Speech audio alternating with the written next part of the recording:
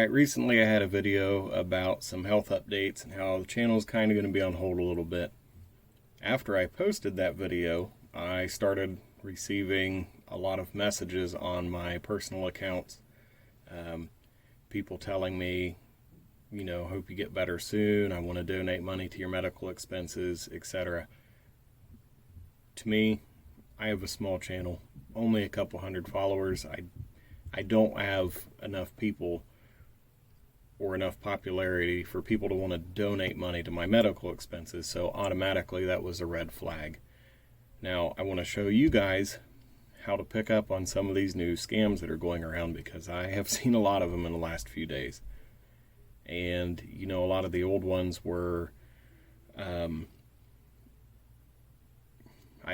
in the Craigslist days, people would be like, oh, I want to buy your product, I'm on a business trip, I'm going to mail you a check. And then when you get it, it's an excessive amount, and they ask you, oh, it was a clerical error, please send the remainder of the money to this address. And then the check would bounce. You would be liable for the fees, and they get your money.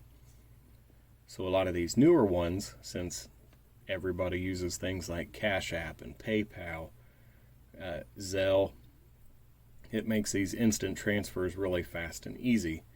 So one of the things that they will do is they will say, hey, I'm sending you money, and they'll send you a screenshot of a transaction in progress. It'll say X percentage, 75%, 80%, whatever.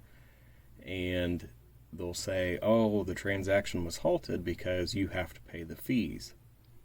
Now, a lot of times they'll ask for somewhere between $15 and $60. And it'll be an arbitrary number a lot of times. Most recently, I was asked for $57 to complete a transaction fee for a $5,000 donation. Now, if you are familiar with PayPal, you know that friends and family transactions are free. And when I brought this to their attention, they said, oh, well, I'm sending it as business because it's going to be a tax write-off. So you have to pay the fees.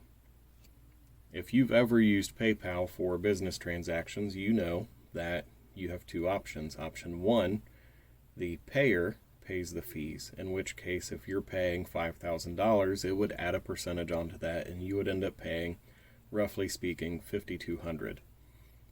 If the recipient is paying the fees, they would receive that $5,000 minus the fees, so you would get about $4,800. A lot of people are familiar with this because of the buy-sale trade groups online, eBay, things like that. You get used to paying these fees. So when they tell you, oh, well, it halted my transaction, you have to pay the fee of $57 on this multiple $1,000 donation, that's another red flag right there. First red flag, random strangers offering you money. Second red flag is they're asking you to give them money in order for you to receive money. That doesn't make any sense.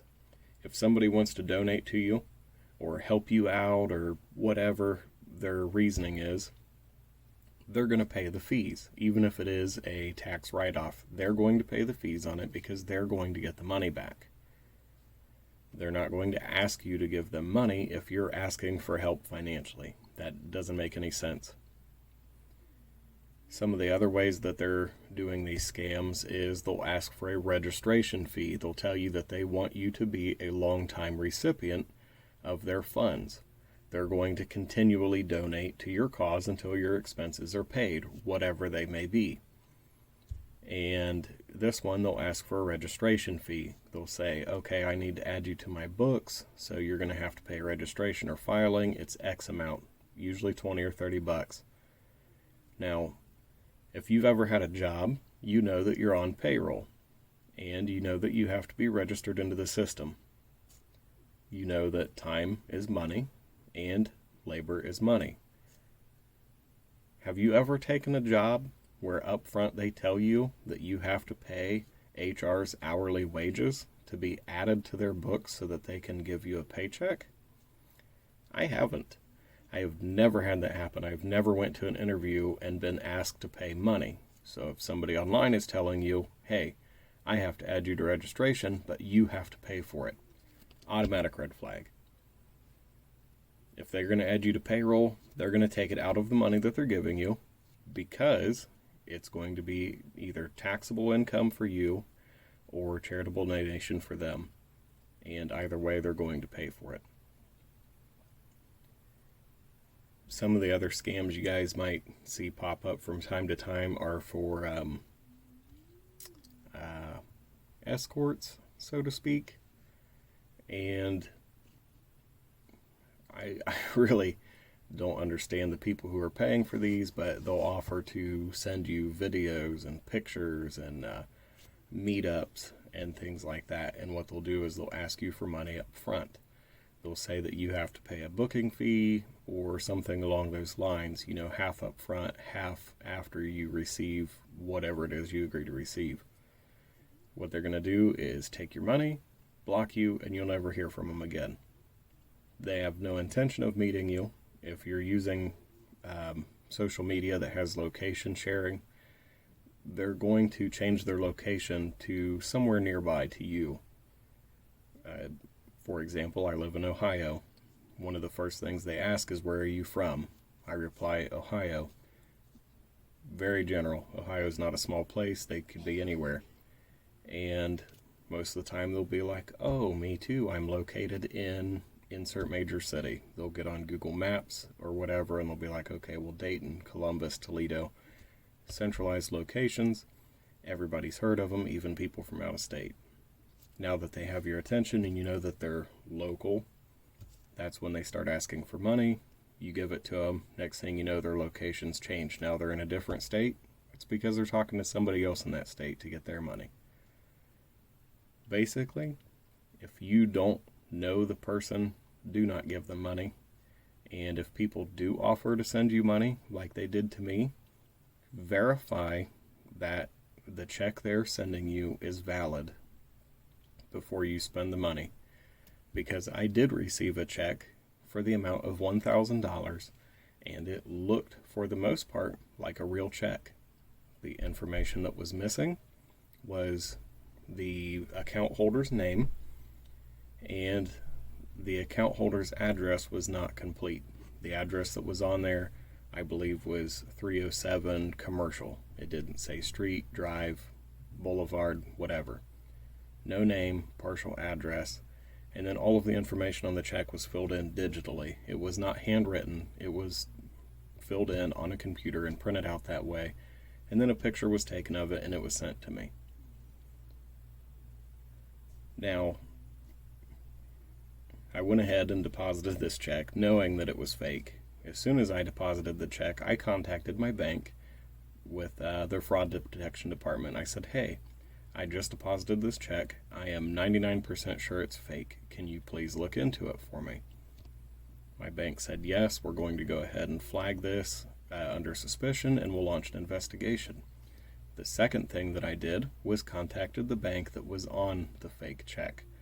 I called them first thing in the morning and I explained to the lady what had happened and gave her the account number that was on the check. She told me that account number does not exist. We do not have anybody in the system with an account number resembling that. She also told me that even the checks they hand out over the counter, if you need to buy an individual check instead of a book, will always be printed with a name and correct address for the account holder. If it is a personal account, it'll have that person's name and home address. If it is a business account, it'll have the business name and the business address on it. Do not ever try to spend a check that does not have a name and address on it. And if you're any bit suspicious about it, call the bank and verify that the account number is real. They can't give out personal information, but if you say, hey, I have this check, here's the account number on it, can you verify that it's real? They will very quickly be able to tell you yes or no. Now, if you've already deposited the check, it's going to sit there for a couple days and they'll eventually take the money back out of your account. It's important that you don't try to spend it because then it looks like you're participating in fraud. And you don't want that because it can get your account flagged for every deposit after that.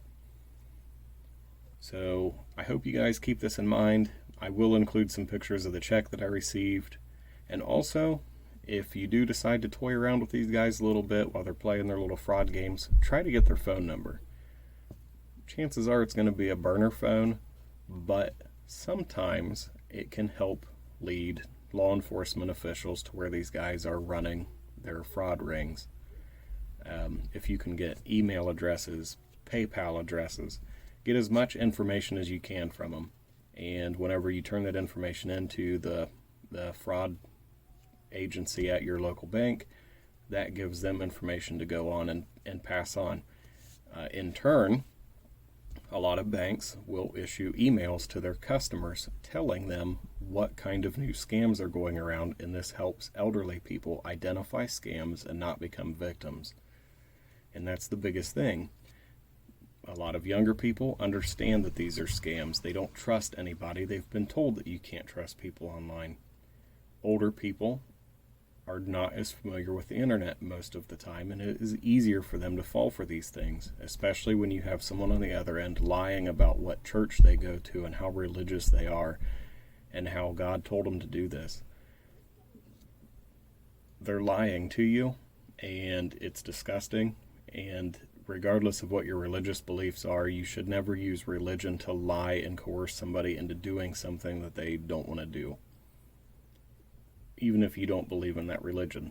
The fraud is wrong to begin with, but bringing the religion in on top of it makes it that much worse. Just don't do it, and give all the information you can to someone who has the authority to take care of it. I hope this helps you guys out, and pass the information on. Keep track of more vulnerable people if you can. Just be careful online.